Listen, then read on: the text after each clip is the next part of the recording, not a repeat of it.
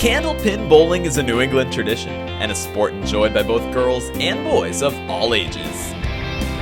Across 6 annual tournaments, we bring together the game's finest young talent in a celebration of bright futures, big scores, and bigger smiles. We are proud to introduce the new generation of bowling with Season 10 of Candlepin for Kids. To see old episodes and for more information, go to www.cp4k.com. Greetings from Park Place Lanes, Windham, New Hampshire. Candlepin for Kids, last qualifying event of the season alongside Dan Gauthier. I'm Rob Taylor. We've got a few new faces in this one. Should be interesting. Yeah, a couple new faces, a couple veterans, another DiBiasio. We've got the brother of a kid who's been on before. If some of you remember Tim Douglas. Today we've got his little brother, Scotty. A lot of siblings in this one. We got the Douglases, the Daleys, DiBiasios are all here, and then Breelan Crays, whose brother bowled on the show about a couple years ago. Yeah, I remember him. Christian, right? Yeah, so a lot of siblings in this one, so let's meet them first. This Alley Cat Lanes native is following in the footsteps of her older brother and earned top honors with a 305. Her partner has smoked the shoe and competed in our international teams tournament, but now he's getting his first taste of the double stage. It's Breelan Shades Crays and Josh Daley. Challenging them, another DiBiasio and one who tossed the second highest score in our semifinal round of our teams tournament, is joined by another sibling and another Alley Cat native with a powerful ball who's looking to do what his brother couldn't do 2 stops ago. It's Justine DiBiasio and Scott Douglas. Away we go on Candlepin for Kids. Justine DiBiasio is on lane 27. Justine and Breelan have high triples, only 1 pin apart, so we could see a very tight match here. I'd love to know Justine's career appearances on the show. It seems like she's been with us forever, especially in that Division 1 age group. Now she's one of the top dogs in Division 2 at age 14. It's nice how much her family supports us, a little bowling family out of Central Park Lanes. Absolutely. Breelan Crays. First box of her Candlepin for Kids career, under the lights anyway, and she comes away with a spare. Spares up a rack that started with the orange pin on the head pin. That would have entered her into a bowling ball raffle had she hit the strike. If she'd done it in her 10th box, she would get it automatically. Still only one contestant in that raffle so far. I believe it's Sage Johnson. Yep, correct. So now Justine lining up. Bowls out of Woburn in addition to Central Park. She's also a dancer, so they've got some pretty full schedules out there. She finished second in singles at age 8. Lists that as her favorite accomplishment. I actually would have thought she would have finished first by now, to be honest with you. I mean, she's very close all the time. I bet it's the age rather than yeah, certainly if you're being able to do it that young. That's right. Looking to home in on the head pin here. She's on it, makes a nice play. Breelan as well. Breelan 2 boxes in a row, saving her best ball for the second ball. It's going to be dangerous if she can find it on the first. Now, the target score in this match will be 202. That was thrown by Kyla Lamoth and Hunter Johnson at our last match. So if any of these bowlers can throw a 202, they will get a bye in our Tournament of Champions. Our makeup department trying to get some ketchup off Rob's sleeve, I think. They've been pretty tough to me today. 10 pin falls again for Breelan. That's a bit frustrating. Our cameraman threatening to get that pin out of the rack. Chris. Looking down on us, I thought he was going to be yelling about my microphone having static. I'd much prefer the problem be with the pins than our equipment. Breelan not letting it phase her. Oh. Some good action off the head pin. That's a spare leave. If she can continue her trend of throwing good second balls, this one's very makeable. Justine's got a great shot at this one. Right on it. How did that not catch the 7? That is surprising. I thought she had it. A little foot foul. Breelan fouls on that one, unfortunately. Only lost 2 pins. So looking to pin. Justine all over that 7 pin. Breelan will settle for 7. So just a 2-pin early difference in this one. Boudreaux over there trying to find a marker that's not drying out. He's down to green. We've got to just do a full equipment overhaul for that championship episode. Yes, we do. Markers Make aren't sure too everything's expensive. ready. We're good. That's a ball right there from Breelan. It's like you said, Rob, when she finally found the head pin, you knew they were going to fly. And she should be able to just play that wood and have good results. Justine, unfortunately, fouls. Both of them, though, could have had marks on those, so I'd much rather only take 2 when you foul. Exactly. Breelan will get the spare. The lanes approaches are slippery here. It's a constant problem of a lot of the bowlers, Heard even in that the for a lot of Friday Night kids Pro today. League. Yeah, A lot of kids today were saying they had to kind of slow their approach down, be a little more methodical. they're very sensitive foul lights too. Breelan, excited for that orange pin on the spare. And we see the 3-pin move over to the right. Slid a little bit. Justine now also with an orange pin. We're seeing him come up a lot. Justine's on it. And a tough leave there. Breelan all over that 3-pin that was off its spot. Making sure she gets that one down. Trying to sneak her ball through the incredibly large hole that was left after the pin slid over. Justine, a weird little play there. 7 comes off the wall and takes the 5 out. And she'll look for her out. Frankly, we haven't seen as many pins slide today as I thought we would. So strong 55 half by Crays and a great 10 by DiBiasio. To come away with a 44. Breelan wants to stay up there. She's going to have to hand it over to her partner, Josh Daley. Really a with an 11-pin lead. Sensational 10. That was tough to get much DiBiasio. prettier than that as we take another look. And so now Scott Douglas. Hit his high triple today, Rob. 354. He's the one representing the Douglas family today. It was Tim a couple stops ago. I dare say he barely stayed behind the line himself on that ball. I could see him trying to balance after he let it go. Tim tossed a 95 when he was on the show. We'll see if Scott can better it. And Josh making a nice play there. He had a career day as well. Josh tossed a 339. His high triple's 353, so just short of that. He got out to a fantastic start when he tossed a double strike. He said he got a little bit nervous trying to fill it and had it go into the gutter, but then the next one bounced right back for the 7 fill, and he was on his way to making our show for what I believe is the first time other than the team event when we take more than 2 kids. Now this is interesting, Rob. So just like our girls were only 1 pin off with their high triples, 347 to 346, our boys are only 1 pin off with their high triples, 354 to 353, and it's in the opposite direction. So if you add up these two teams, they're exactly the same. How about that? Scott just off. Josh making a nice play at that half Worcester, hitting the inside. And the inside's generally where you want it. So now both bowlers looking for their outs.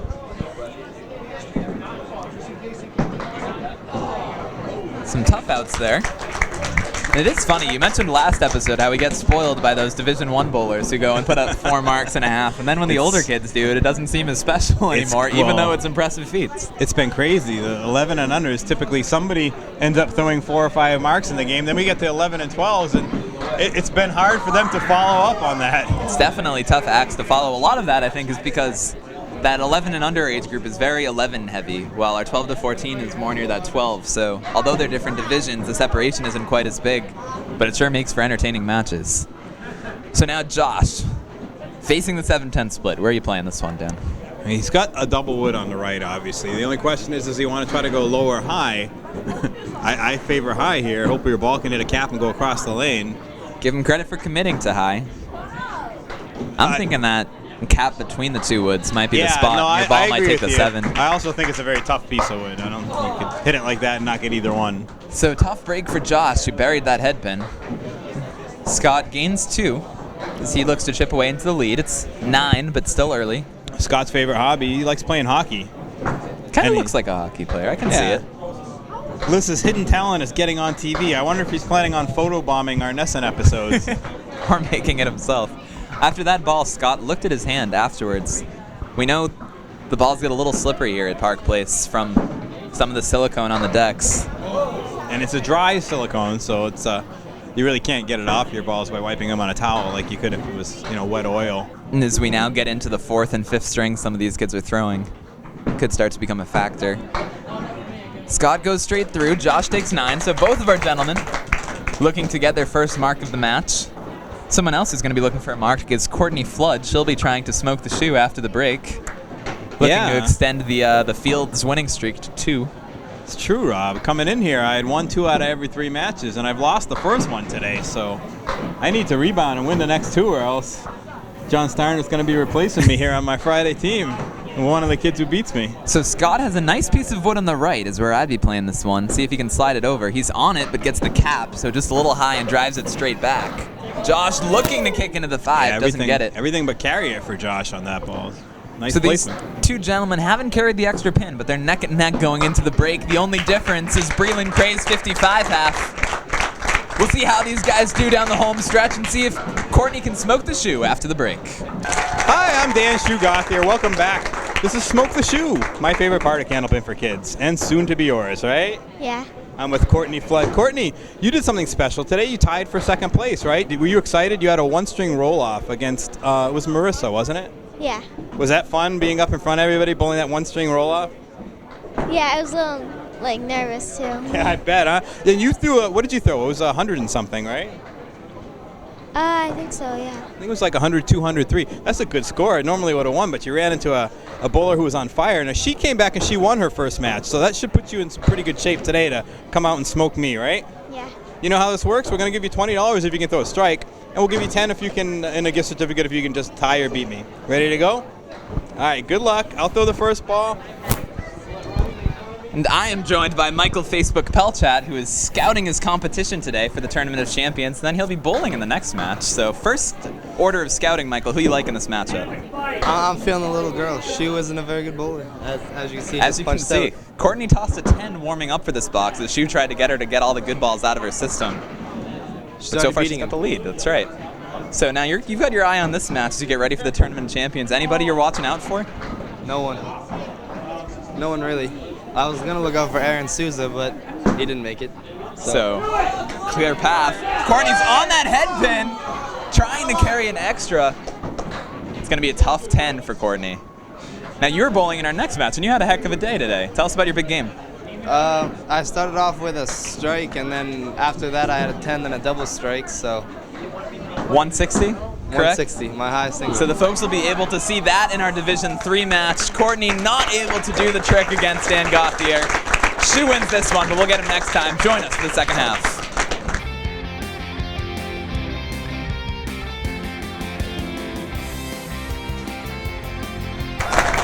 And here we go. Breelan Crays looking to keep the momentum going after a strong 55 half. Justine DiBiasio, meanwhile, looking to chip into a 10-pin deficit. Both ladies off the head pin, but both with some spare leaves. Breelan just off on that ball. Ooh. Justine as well. And they'll both look for their 10.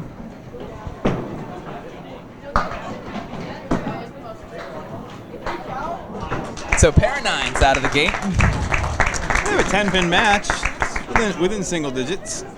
One mark could shift this either way. I just realized how dumb what I just said was. What did you say? 10 pin match single within digits? single digits. It's close, right? Base 8, maybe. So Justine will have to reset, but because she had the orange pin, we're going to count this for the orange pin. So this will count for the orange pin, Justine, if she gets a strike here. Should be entered in our bowling ball raffle if she can throw a strike in this box. Having a little trouble having those pins stay up. And that's tough when you have a pin go down. It's very difficult to stay focused when you're all geared up, ready to throw that ball, and then have to slow things down a little bit. There are other things that definitely affect me more than that. You only gotta wait. As long as you only gotta wait a few seconds, not a big deal for most. So tough 6 for Breelan. So now Justine with a chance to chip away just by pinning. And she'll get 2 back, so we're down to 8. Now it's single digits, Rob. Jonathan Boudreau does an excellent job with the scoreboard, letting us know what the deficit is. And so Right we've on talked about Justine's hobbies, which include dance and gymnastics. Breelan has cracking whips as a hidden talent, and she cracks the whip on that head pin. Very little to show for it. It was the orange pin too, and look what she's got to leave. The 5, 7, 10. I guess you go for the 5, right? She'll play the wood. I guess I was nearly wrong. Justine picks up her shot. Heck of a try by Breelan there. Yeah, when you think about what she did, she played the wood. She took the 2 corner pins and left the middle one standing. How does that wood get all the way across without touching the 5? Well, 5 pin's a little up yeah, in it is. front, It's just, so I it's think still unusual. it definitely is. So now Justine has a chance to get things closer, tie it up, even take the lead. Yep. 7 pins, the difference, minus this ball. I always say 7's about your average fill for an adult, so. Justine off the head pin, but getting a lot to show for it. 8 pins and another spare leave. gets herself a 1-pin lead for her team now. Breelan looking to answer. She's on the head pin. Great shot right there. It was really picture perfect. Justine looking off the wall and doesn't carry it. The 4 horseman +1 that Breelan made, it's a shot you generally want to hit it tight in the pocket so you can carry the back pin. Breelan ready to fill it, steps up, puts it on the head pin and drops 7 and counting. So now she gets it back to a 7-pin difference in favor of Breelan now. So we wait for the pins to rack on 26. Justine looking to answer. Breelan going to go for that spare. Breelan's really anxious to get going. Justine buries it, but a tough split. Has wood though, and we've seen that wood sliding across the lane, so you never know. Justine asking mom for help, I believe. Well, I think she just doesn't. We got a little scoot up on the order. She didn't know she was going to go again. Playing it low. That was a great spot for it. Some of the audience really liked her placement on that one. She gave it a great shot to come off the wall, which is what she's going to need. And that does work well here generally. So Breelan comes off with a 105 game for Breelan Crays. Great debut by her. Justine with a 98 just behind, so the difference is 7, I believe. There's nothing wrong with those strings. Couple fine strings for our very strong strings. And again, we mentioned the target score is 202. What is going on with these orange pins, Rob? They are all over the place today. Trying to bankrupt us, Stan. I'm see if feeling Josh can do it. He's had a few hammers earlier today. Off the head pin, looking for some backdoor action. Has a spare leave. And Scott thinking if he can just get a strike by hitting the orange pin first, but that's not how it works. Both of our gentlemen looking for their first marks of the match. These are two very excitable young gentlemen. You have to think the nerves might have been pumping in this one. Scott gets a tough break. 2 pieces of wood were converging on that 9, but then they caught each other and deflected off. And you talk about nerves. Scott himself came over to me and told me how high his total was after 2 strings today, and admitted he was very nervous going into the 3rd game. So it does play a role, and kids who learn how to build off it and use it for the better usually are the ones that come through these and make it on the show. This is his first year coming to our show. He's from Alley Cat Lanes. He and his brother, and a lot of the Alley Cat crew are new to our show this year. And for Scott, you know, he's been to 2, he's been close, and I'm sure it was extremely exciting for him to break through today. And he bowls with his brother in States, and they make a formidable team, so he's had experience under pressure. They're 2 brothers that really like bowling with each other, and he picks up the 4 horsemen and 1 in the back, gives a little fist pump afterwards. That show is that leave is now 2 for 2. Both of our almost want to see it, last right? 2 contestants have made Don't it. bother the single. I don't want to see it. It's an ugly looking leave. Yeah, likewise. I think Josh liked his leave a little better, missing the headpin and just leaving the 1-3. So the difference 4 minus this ball. We're going to have a very tight match going into our last 3 as Josh buries the headpin. We'll see where that wood winds up. Scott on the fill now. Just off, carries 7. And maybe 1 more. Oh, but it's a helpful piece of wood. Beautiful for him. This one, I don't know. Scott playing right on the pin. Yeah, that wood was more of a roadblock than a help for Josh. Straight through as well. Josh almost needed that wood to come off the wall, so maybe stripe it and have it bounce off, because there was no real good way to play it. Pinning now, so important with 2 boxes left, and the difference being just 2 pins in favor of Scott Douglas and Justine DiBiasio. Well, if Scott was nervous earlier trying to qualify, he's going to be pretty nervous now, too, trying to hold that left. 2-pin lead. But it's better to have the 2-pin lead than try to make 2 pins up, right? Absolutely. And again, that 202 the target score. Bowlers would need about 1 mark to give that a chance. Oh boy. Oh boy. Whoopee, he says. Josh with a chance to take advantage. I tell you, even getting a 10 is considered taking advantage in this box. Even that's a going to 9, be hard. Gosh. Oh boy. 2 object pins and he's only got 6 down. That's rough. So now Josh with the chance to tie it just through pinning. And we'd be thrilled if he can get 2 pins here and keep his 2 lead. to keep the lead. Now he's down 1. He veers left, so 1 pin in favor of Josh, Daley, and Breelan Crays. It's an unfortunate way if you're Scott to lose the lead. And not only, when you get a spread eagle, you know you were full, but with that one, you're in the pocket, and you just get nothing to carry anything in back. Josh on the head pin. Just 5. Scott now on the head pin. And you got to root for Scott to pick this one up. He's been on it with nothing to look at. Josh trying to kick it off the wall, and it goes just in front. Well, that extra wood that Scott has is going to give him a chance. And the fact that he doesn't have the 3-pin up there makes it critical 2. He's on it. Oh, man. That hurts. That hurts. So if Josh can get both, he clinches it. So now Scott's got to make this to force a tie. As a reason it hurt was just because he didn't leave a very makeable 10. Great try by Scott Douglas, but Josh Daley takes it by 1 pin. He and Breelan Crays will be advancing to the Tournament of Champions. Oh, what a match. Heck of a match by our young gentlemen. We'll see if any of them can hit the high-low jack. Breelan Crays on lane 27, looking to convert the high-low jack to add to her winnings today in a 1-pin match. Just off. So in addition to cracking whips, which we mentioned earlier, Breelan's other hobbies are basketball, baseball, and hockey. All over the sports sphere. And she's got her favorite movie is Pitch Perfect, so maybe she's into acapella too. Is there anything she doesn't do? Breelan gonna look for an impressive 10. Just off, so she'll leave him up there for Josh to take care of it. She's saving electricity. Justine's turn now. Somebody's due to hit one of these in the middle age group. At least at the headpin, right? This has been the age group that struggled on this the most, oddly enough. Justine's on it! You called it, Dan! Justine DiBiasio picks up the high-low jack and adds $50 to her gift card. You gotta be happy for them after just losing a heartbreaking match by 1 pin. She earned it. I'm hoping Scott can do the same thing, as much of a long shot as that would be. We've seen it before. Now Josh's turn to try. He's on it! Oh, Josh. When you get a ball that, if you have a ball like he does, it travels from left to right, you traditionally want to be on the right side of the headpin so your ball takes the corner. Josh looking to get this last $5. Josh's ball struck the left side of the headpin. It's going to make it hard for the ball to bounce into the 7 if it's already going left or right. Unable to get the 10, so now Scott Douglas will look to finish up. Go on, Scott. I want to give your whole team $75 each. We had 62 kids here at Park Place Lanes today, so I think we've got the room in the budget to make it work. I really want him to make it after that Rob job he got in the 9th box. The hard way.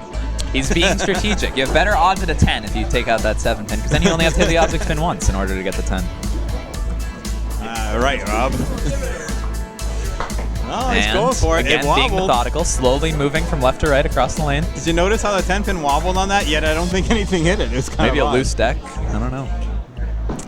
And unable to get the extra $5. Let's take a trip in the gutter before we talk with our closing interviews with our contestants. Woody the Pin is all about having fun, and so are our kids. Hear from them with a trip in the gutter. I like how I just like the excitingness of getting the strikes and that stuff. I like the sport and everything like that. I got spares and 10s, but then the last box I got a 9, but I almost got it. So I almost got no opens. Very sad about. You're beating your brother? Yep, that's what I'm happy about. Feels pretty good, right? Yeah. Anything you want to say to him now that you're Tim, I'm kicking your butt. Yeah. Guys, I just had the feeling I was gonna win it. Do you have any advice for her? Don't get mad, get glad.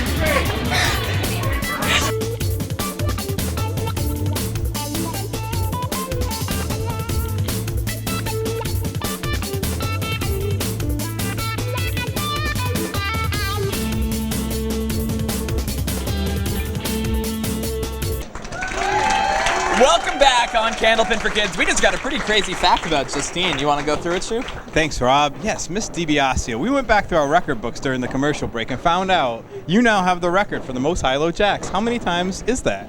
3. 3 times. What are you doing with all these $50 prizes? Well, before it wasn't 50 because I hit it on like the second or third ball. So. Oh, I see what you're saying. Okay. You're cleaning them up in 3 balls, not 3 $50 prizes. You had us going thinking we were taking all of our money. Yeah, Now, does that help lessen the pain of losing a 1-pin match? I guess. Still rather give that up and, make it on the NESN show, right? Yeah. Take us through the last couple boxes watching your partner bowl. How did you think that the pins were, not behaving well for him? Well, my partner, the other girl bowled really good, but I did hit some that didn't go, and so is Scott, and just some fills that could have been better, and just boxes. So. That's what it comes down to a lot, huh? Not only the fills, but the 10 boxes and everything. Yeah. everything. I actually thought you guys did hit them well enough to win. It doesn't always work out that way. Scott, why don't you take us through your last couple of boxes up there? What was going through your head? Nothing. I just couldn't get it. It's hard. You told me earlier you were pretty nervous throwing in the qualifying match today. No, I wasn't. No nerves at all for you today? Maybe. A little nervous right at the end, knowing you had a 1-pin lead coming into the last couple boxes? Yeah. And, at least I can say that your nerves didn't make you bowl badly. They actually bowled very well. But when you pound the pocket and only leave a 5, I mean, what are you thinking at that point? Awful. I saw your nice little reaction. You're a great guy, though. You and your brother have a lot of good bowling ahead of you. You guys like to bowl together in the States a lot, right? Maybe. Which one of you guys is better? Me. I don't care if he says he is, I am. That's the right attitude to have. That'll take you a long way. I hope to see you both back in the teams event. We going to see you both in teams? Yeah.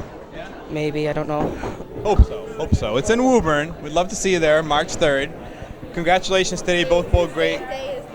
It's May 19th, actually. It's May 19th, actually. March 3rd, of course, being our NESN finals. I couldn't make it all the way through my half without screwing something up, Rob. You were close. You can do better than me. Take it. We'll try. Away with the champ. I've got Breelan and Josh here. Breelan wearing the victory sunglasses. We'll start with you. Debut on Candlepin for Kids. Not just your debut. You just going through the highest score out of all 4 of these people. How are you feeling up there? Well, I was feeling a little nervous, but everyone always tells me to just slow down, so I just took it slow through it. And your first box, right out of the gate, you started with a spare. Did that affect anything? Did that affect your nerves at all? It made me feel a little bit better because I knew that I could actually do good, even if there's a camera right here. Doesn't change too much, these cameras, though. It's still just bowling, right? Yeah. Now, your brother, Christian, bowled on our show before. Did he give you any advice going into this stuff? Yeah, just stay calm and don't get too nervous. But he didn't do that great on the last one, but he still did good through it. Well, you're representing the Crays family pretty well. This one went down to the wire, and Josh held on. What were you thinking as Josh was trying to keep that tight lead? I was just thinking you should do better and just hang on and just bowl. He hung on, absolutely. Josh, congratulations. Tight match at the end. What was going on in those last few boxes? The last few boxes, I hope I could have got him back. Yeah. And you were able to hold on, though. You put some balls right on that headpin. You had some tough leaves, too. Not quite as tough as Scott's, but still difficult. How did you try to approach some of these difficult splits? Try to hit them where I could. Just go with that. No marks, but luckily you'll be coming back with a chance to try to get your first mark on our doubles part of Candlepin for Kids. You were on with the team event. How is this different? It's different because it's 2 people and you bowl 5 boxes instead of 5 people and you bowl 1 box at a time.